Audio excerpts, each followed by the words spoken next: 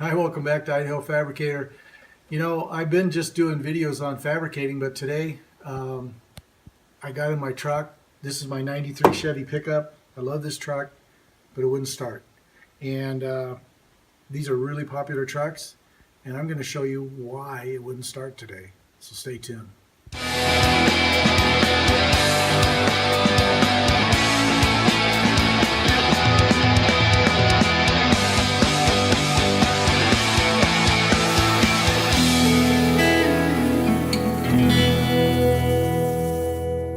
Okay, so this morning I got up, wanted to run some errands, and turned the key on my truck.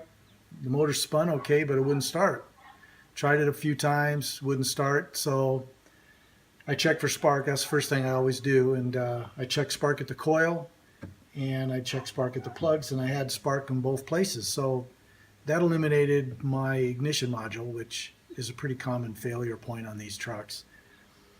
But I was stumped, and then for no reason whatsoever, I didn't do anything. The truck started, but it idled really fast, like 1500, 1600 RPM. I'd snapped the throttle a few times, thinking maybe the cable was sticking, but cable wasn't sticking. So I thought, well, I better check for codes. So I went inside the truck, shorted out the diagnostic port, and there's lots of videos out there. I won't cover that in this one on how you do that. And I look for codes on the computer. I had no codes.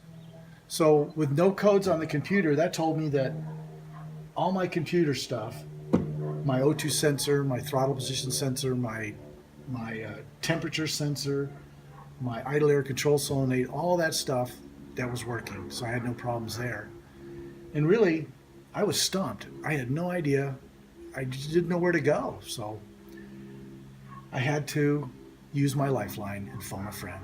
So I called my best friend, Gilo. He's the most knowledgeable guy I know on automotive electronics. Described the symptoms that I was sharing with you guys, and he goes, "Oh, that's a bad board in your ECU." And I asked him, "Well, how do I know that for sure? I don't want to spend money on something. I just don't want to throw money at it thinking that's it." So he told me the secret, and I'm going to share the secret with you. So let's go inside the truck, and I'll show you what the problem was. You know, before we go inside the truck, I got to thinking I wanted to show you this.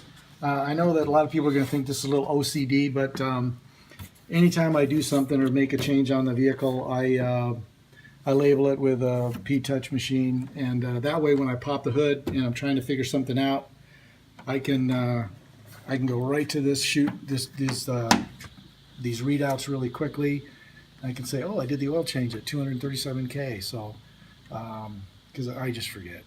It's just so easy to forget. So anyway, I wanted to show you that little tip, I guess. It works for me. Maybe it'll work for you guys. And with that said, let's go inside. All right, so we're inside the truck, obviously, and this is the computer for the truck, okay? And it actually faces the other way. These plugs face forward. And anytime you're dealing with a computer in your vehicle, disconnect your battery. It's really important.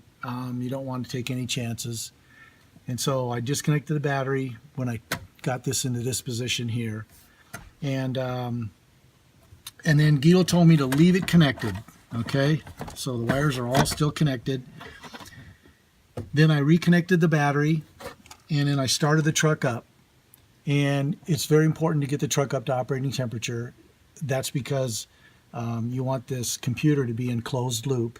That means that the computer is getting all of its signals from the various emission components, your idle air control solenoid, your oxygen sensor, and whatnot. So that's really important. Get it up to operating temperature. So I did that. Got it up to operating temperature.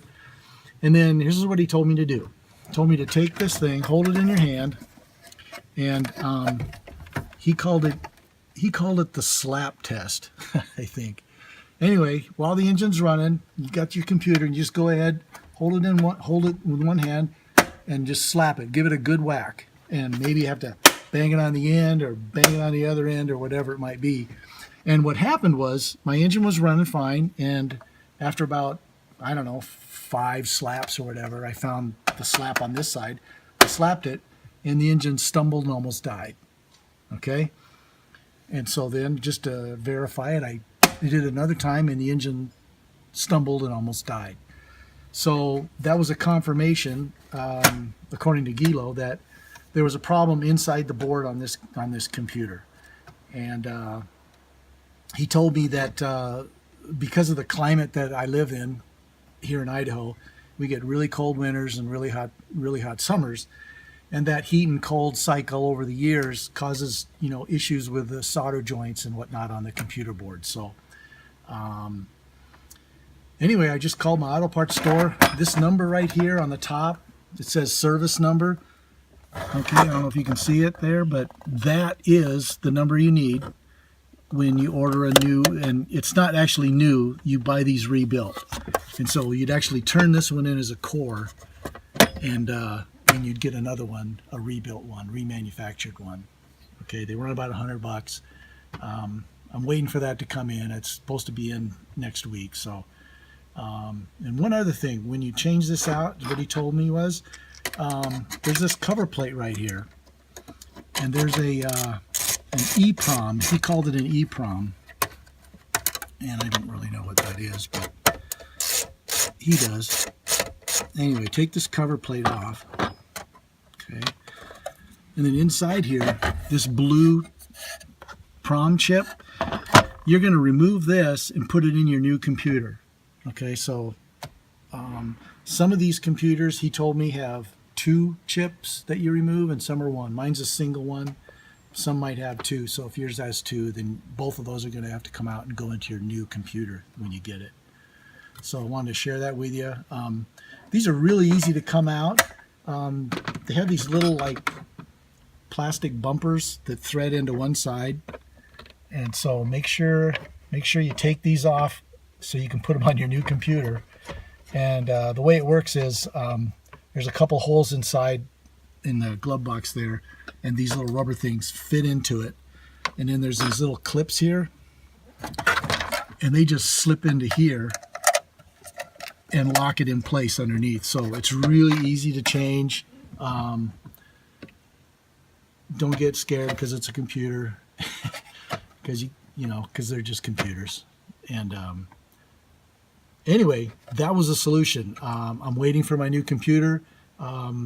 If that isn't it, I'll put another video on and tell you if I have to go farther and deeper into this. I'll let you know. But I feel pretty confident. Gilo's been doing it for 30 plus years. He's done it a lot, and I trust his wisdom on it. So I hope this helps you guys out there. If you have a 88 to 98 Chevy pickup, and you're experiencing similar problems and you can't figure out what it is, try the slap test. It worked for me. This is Idaho Fabricator. Give me some likes and shares and subscriptions, and I'll see you next time.